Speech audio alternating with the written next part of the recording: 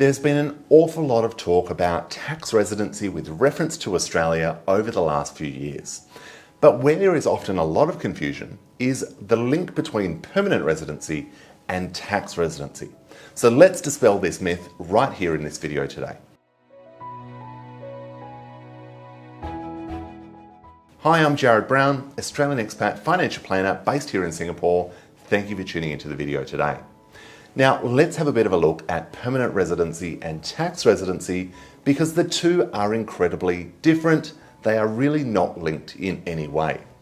We hear time and time again from a lot of Australian expats that they're going to move back to Australia or semi-move back to Australia, but they're going to keep their permanent residency in Singapore and therefore they won't have to pay tax on the cash in the bank in Singapore, their shares in Singapore, or other investments that they hold offshore. Sadly, this is not true. Australian tax residency will start when you enter the country with the intent to live and reside in Australia. One of the key giveaways is going to be the immigration card when you fill it out. Instead of a temporary visitor, you will be a resident returning to Australia. And of course, that is not a suggestion to lie on your immigration card because naturally the ATO will pull those records and look closely at exactly what you've entered.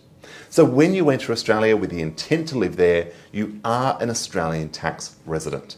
You have deemed acquisition on shares, whether they be Australian shares or international. You will then, in all likelihood, become eligible for 50% capital gains tax discounts as an Australian resident. You'll start paying Australian tax rates on your income in Australia. And then, of course, there's super contributions if you're working in Australia as well. But we need to be mindful of this because even if you maintain permanent residency outside, it does not mean that your tax residency won't apply in Australia.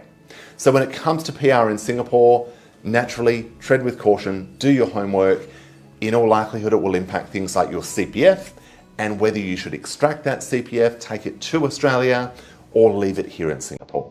So do your homework, but again, don't confuse permanent residency with tax residency in Australia. I hope that helps. Thank you for tuning in.